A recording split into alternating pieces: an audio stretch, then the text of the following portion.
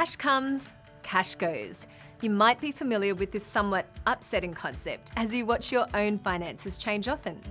Some months it's unpredictable if you'll have positive cash flow, where more money comes in than goes out. Or negative cash flow, where you're seeing more money leave your account than what arrives.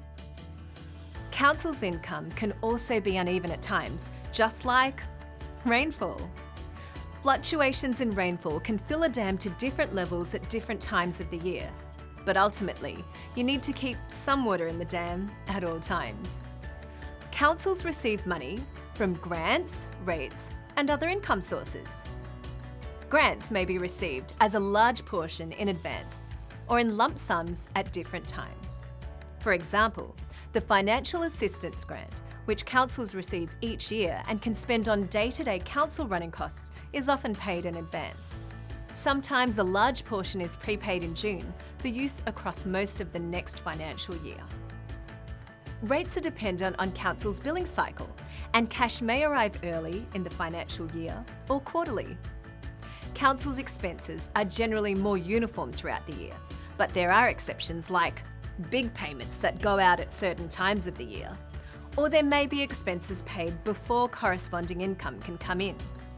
For example, recoverable works contracts, where the work is done and council pays wages and machinery expenses before council can raise an invoice and collect the money for the works. Councils need to have sufficient cash balance to manage these situations. Now, one more thing you should know is that some cash is restricted or tied and can't be spent freely. It might be subject to restrictions or conditions imposed by a third party.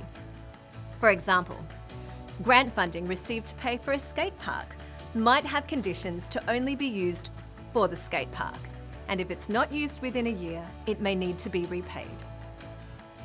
Know your council's cash flow by monitoring reports, and don't be afraid to ask questions.